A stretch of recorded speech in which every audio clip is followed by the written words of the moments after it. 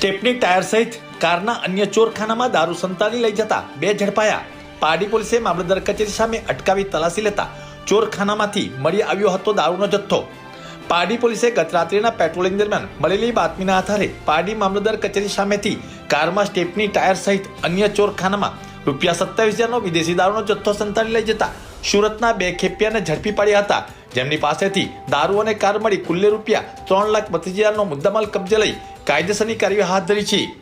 Pardi police મથકના PI GR ગઢવીના માર્ગદર્શન હેઠળ head constable Kanchanbhai Thakare, police constable Ashokbhai સહિતની ટીમ ગત રાત્રિના પેટ્રોલિંગમાં ફરી રહ્યા હતા.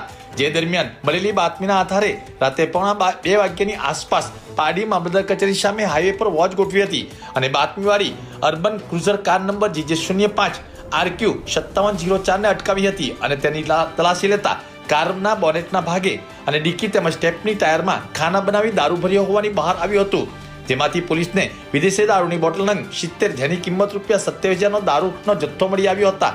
કાર સવાર હેમંત રામસિંહ પરદેશી ઉંમર 48 અને જયકુમાર બ્રિજલાલભાઈ વઢેલ ઉંમર 47 બંને રહેવાસી કેદારનાથ એપાર્ટમેન્ટ અડાજણ સુરતની ધરપકડ કરી હતી અને કાર અને દારૂ મળી પોલીસે ₹3,32,000નો મુદ્દામાલ જપ્ત કરી કાયદેસરની કાર્યવાહી હાથ ધરી છે.